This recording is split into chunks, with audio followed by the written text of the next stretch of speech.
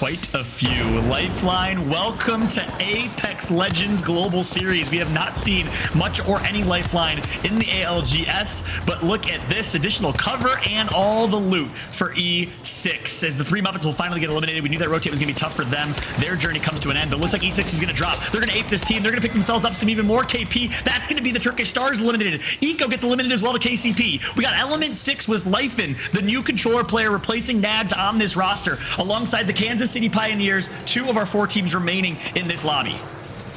This is beautiful here for E6 as they've been able to clean up so many other teams while they've been situated on the high ground. You can see BFG playing off the low ground. Digi and Jay Savage also sharing some of that real estate as E6 are looking to send it over to KCP. And it's going to be the crypto drone that's going to break ice for them and damage some shields. Slayers needs to go big, and he's going to turn right, misses one, but immediately turns and shreds. Nice job from KCP using the knockdown shield. Is it going to be enough? No, it's not. The Pioneers are going to be eliminated right after E6 gets taken out. Slayers is knocked all up to Swinny and Lifen, and Swinny's going to push wide right and downs one. Huge plays from K Swinny, the IGL of this team. Oh, this is so huge. BFG also on the other side here as they do take out that one member. 3 squads left as E6 are looking to dominate the rest of this lobby. They need to get this res. They're going to be able to get it onto Slayers. Rocking the lifeline once again. Have to reiterate. Absolutely huge as another straggler from the back end tries to actually try to control K Swinny. He's on the high ground though, so he has a situational advantage and a positioning advantage as well.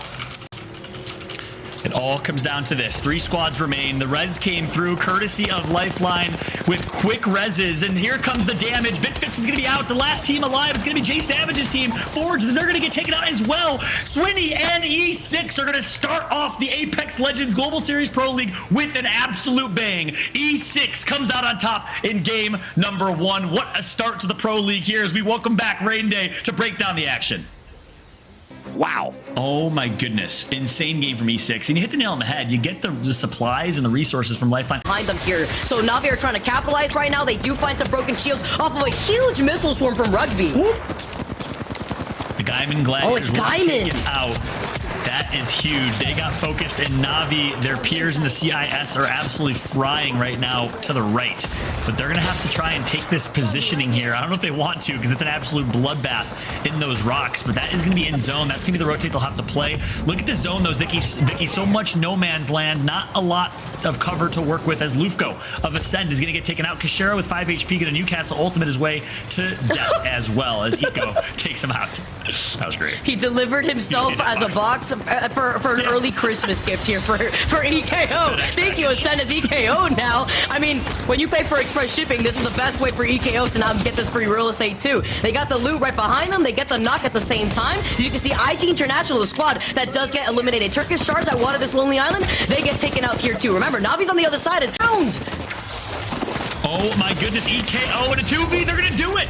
Echo Esports, one of the last invited teams, are gonna end up on top, the all-British team of Zuni, Bardo, and Harold. They win game number 2 with quite a few kill points as well. A solid game 2 for them as they will leap up in the standings. We're, of course, gonna throw it back to Rain Day here to help us break down the action after game number 2. 17-point game 2, Vicky. They cannot slouch at that. Strong performances across the board as we head into our bottom 10. Diamond Gladiators, Alliance, we've got to talk about them not performing just yet. Alliance decent game 1. On the site, you can currently see right now, IG in a lot of trouble too. Huge thermite grenade actually taking down 2 members of IG International. And now IG International, they get cleaned up and we got 5 squads left for KCP to try to clean up if they have the opportunity, with Ascend now making their way into their left. The Kansas City Pioneers are bullying this lobby right now. Look, they all have pretty much full health in this fight against Forge. And again, they're going to get a full squad wipe here. KCP with 6 kills to Nasky's name alone. At least 14 kills for all of them, I believe. They cannot be stopped. They are going to take out yet another team. Forge, goodbye. 4 squads remain. And the Kansas City Pioneers are sitting as the kings on top of this hill right now. Because guess what? Alliance and Ascend are fighting nearby. And KCP is going to third party again. Oh no, this is gonna be free KP for KCP as Alliance get cleaned up. Now Ascend is already low as Game of Drones are also in a great position to move in for a third party. They gotta look to their left. That's where Alliance going down. This is 3 squads left. You got Game of Drones, Ascend, and KCP left in the lobby. That's right, Game of Drones versus KCP. Nasty's gonna get the first knock on Jules, and it's gonna be a 3v2. The Kansas City Pioneers have control, have high ground, and are just staring down at the rest of the lobby like absolute aristocrats on top of the Parthenon, looking at peasants below. Max Strafey connects for some damage, and he cannot be stopped. KCP on top. I got the high ground now. Nobody gonna force them off here too. Well, they're just gonna have this now. Top. I got the high ground now. Nobody gonna force them off here too. Well, they're just gonna have this natural cover right behind the wall. They're looking to clean up all the down players that they have in their line of sight. That's gonna be post-kill right now as Ascend still in this lobby, maybe down to just a little lone rat, but you see KCP are moving in. This is the Exterminator, as they're gonna be able to try to get as much KP as they can, cleaning up Ascend. That just leaves Game of Drones versus KCP. Later Ascend, 3v2 fight. I believe they did not get the res, but they may have indeed. So Game of Drones versus Kansas City Pioneers, and KCP is going for the kill. They swapped out their red Evo shields for purple. Doesn't matter. They don't need them. Look at the damage, look at the shots, and look at the dub for KCP. They will be your champions of game number 3. What an absolute dominant performance from the Kansas City Pioneers. Wow. Insane from their positioning to the KP that they were able to wrap up. I mean, that was a very spread out, elongated, very end fight. Now they've put themselves in the conversation to be leading, but just by a narrow margin. Game of Drones, they had 6 points entering game 3. Rocking the Lifeline follow-up. This is great because they can make that makeshift cover with the Lifeline care packages, with the Replicator being right behind Vex. The circle closing in, they won't have access to it as easily now, wondering if it's just on the outskirts of the circle. But this is a game, once again, that Vex absolutely needs, because before this game, they were overall sitting in 9th place right behind Forge. So having a high KP game and a dub will skyrocket them in the overall leaderboards. They're going to be able to hold on to this balcony real quick. Oh, you see Tyler trying to be a little cheeky with that gravity lift though. Who is he going to elevate? Is he going to give the alley-oop? Huge grenade as well, and a foul from the G7. Vex cannot push this though, or else it's going to be a green light for Ascent to also push in. Toffee gets another knock. 2 members of E6 down. I think I saw Slayers as one of them. That's going to be the lifeline here.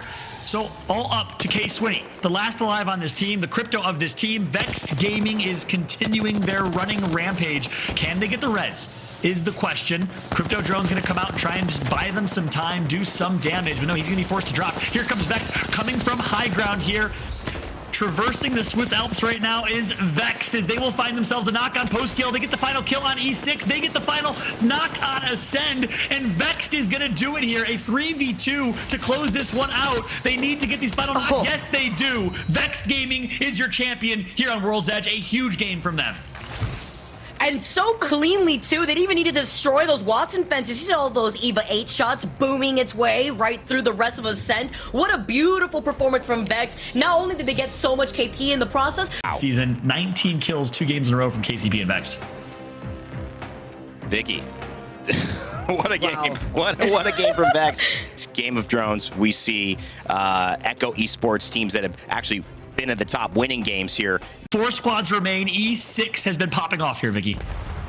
These comms are incredible. IG also fighting against Skyman on the high ground here too. HP in an amazing position to get themselves out of the fray. Can they get the res on their teammate right behind them? Rather, there was a knock that they were able to get. It's E6 just leaving Slayers inside of this trailer. Can't get in the middle between all of this chaos, because if Slayers gets out in the field, you already know that Hardecki's going to be able to clean him up. Now Hardecki gets taken out. That's going to be Diamond Gladiators out of this fight. High Peak still up and alive, and Element 6 just trying to get out of that line of sight. Just making some makeshift cover with the lifeline ult.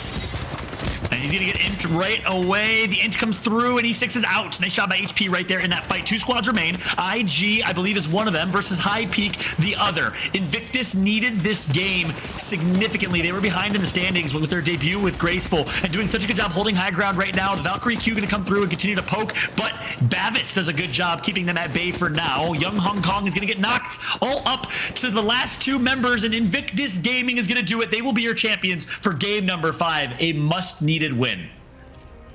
That was such a good performance and positioning from IG, because they were playing off the low ground that entire game. Remember, they had blue Eagle shields until that second to last circle, and they still were able to clean up so many squads that were leaving Lava Siphon. Let's head over to the standings here to see the results of the day. Look at this. Wow. We have top 2 2 points away. Now, BFG was in 14th place. So it's all of our top 20 teams that are surviving and are finding a way to get into the top 10 and get some Pro League points. Much needed Pro League points in the grand scheme of things here. But look who it is at the top right of your screen. And Knock's going to come through. It's Sheila. Little Max from Iraq on Sheila takes out Jay Savage and ends their Cinderella story in Game 6. They gotta wait for World Dash to take out the Rampart, and I love to see it because we talked about it in the pre-show originally that BitFix Gaming likes to fixate their attention with the Rampart composition. Seer Tactical coming out, putting a dent to their plan, slowing things down with the circle closing in right behind BitFix Gaming's. They now need to rotate in the line of sight of the squad that's waiting for them on the other side. BFG down to team of 2. Sheila is out. Lil Max is ready to go guns blazing, but he gets taken out by Horizon. LFO doing a good job getting a few more kill points. Second place for them. 3v3 fight. They're going to hit the reset with shield swaps, but guess who's nearby? It's Game of Drones, not letting them reset. The Arc Stars and the Nades are so well positioned, giving the slow and giving the advantage to Game of Drones, but for how long is LFO's able to hit a reset? Let's see right now. I mean, LFO, they already have the health advantage. They're looking to clean things up as Tori gets taken out. Game of Drones now looking like the houses are falling down one by one, and now they're playing off of the natural cover. But look at this. I love this split attention here from Game of Drones. This repositioning behind the high ground of the rock has now allowed them to reset and almost use their down teammate as bait. Because look how low light is. Look at the side positioning from Horizon. Neither of these squad mates want to put themselves out in the open because Rondon would just immediately fry them.